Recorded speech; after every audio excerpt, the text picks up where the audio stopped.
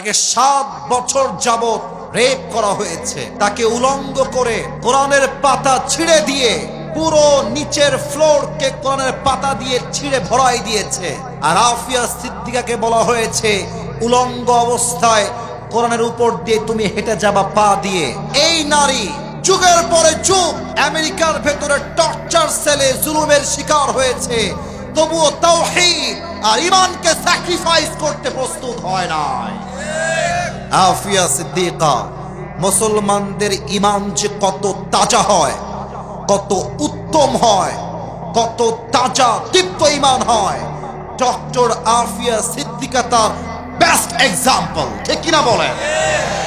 Doctor Afia সিদ্দিকাকে 2003 সালে পাকিস্তান থেকে kidnap করা হয়। তাকে কিডন্যাপ করা হয়েছিল এই ব্লেম করে যে ডক্টর আফিয়া সিদ্দিকা নাকি আল কায়েদার সঙ্গে জড়িত ছিলেন।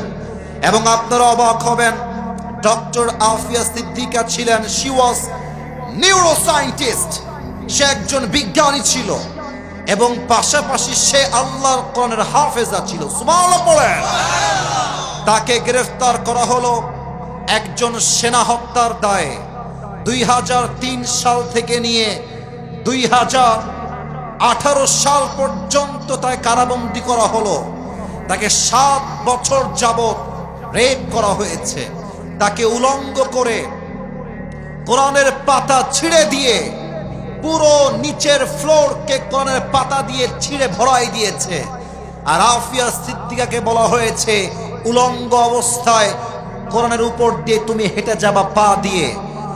এই মহিলা, এই নারী যুগের পরে যুগ আমেরিকার ভেতরে টর্চার সেলে জুলুমের শিকার হয়েছে, তবুও তাওহীদ আর ঈমানকে স্যাক্রিফাইস করতে প্রস্তুত হয় নাই।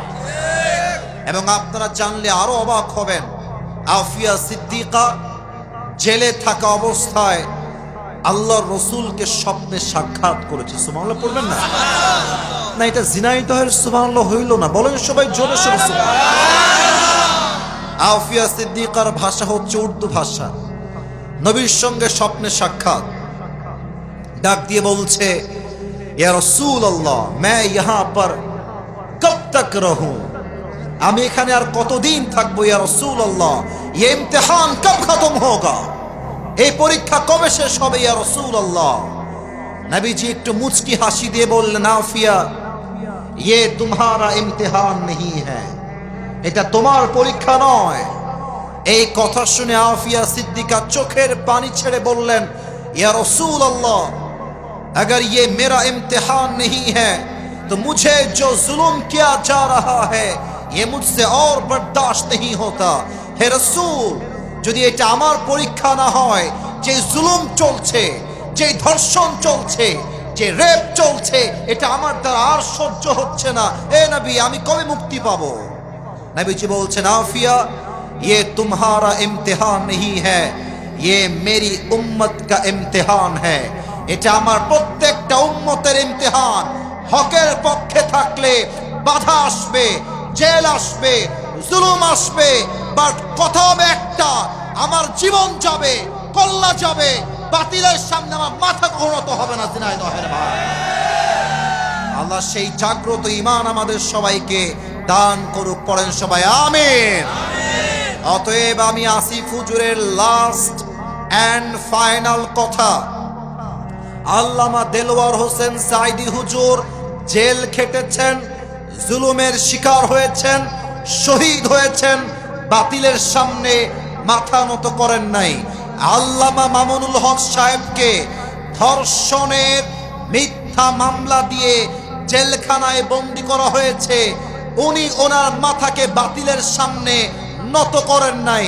আমাদের সকলের কলিজার টুকরা মিজানুর রহমান আজহারীকে 2020 সালে মিথ্যা শিবিরের ট্যাগ দিয়ে, জামাতের ট্যাগ দিয়ে, রাজাকারের ট্যাগ দিয়ে দেশ ছাড়তে বাধ্য করা হয়েছে। আজহারী দেশ ছেড়েছে, বাতিলের সামনে মাথা নত করে না। এখান থেকে একটা শিক্ষা বাতিল পক্ষকে আমি দিতে চাই, যতই জুলুম করো, যতই জেল দাও, যতই আমাদেরকে অত্যাচার করো, আমরা একটা মিশন নিয়ে নেমেছি, মাথায় আমাদের কাফনের কাপড় বাঁধা আছে। আল্লাহর জমিনে আল্লাহর কোনের রাজ কায়েম না করা পর্যন্ত একটা যুবক বাসায় ফিরে আসবে না। হাত তুলে বলো ঠিক কিনা?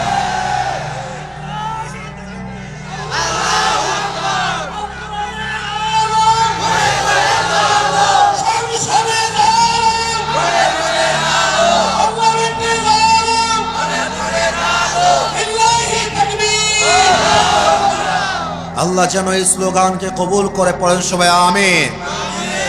খালি স্লোগান দিলে হবে না, যখন দিন কায়েমের আন্দোলনের কথা আসবে, আল্লাহর জমিনে আল্লাহর রাজ কায়েমের কথা আসবে, মাথায় কাপড়ের কাপড় বেঁধে রাস্তায় নামতে হবে যুবক ভাই। আল্লাহ যেন সবাইকে কবুল করে, পড়া আমিন।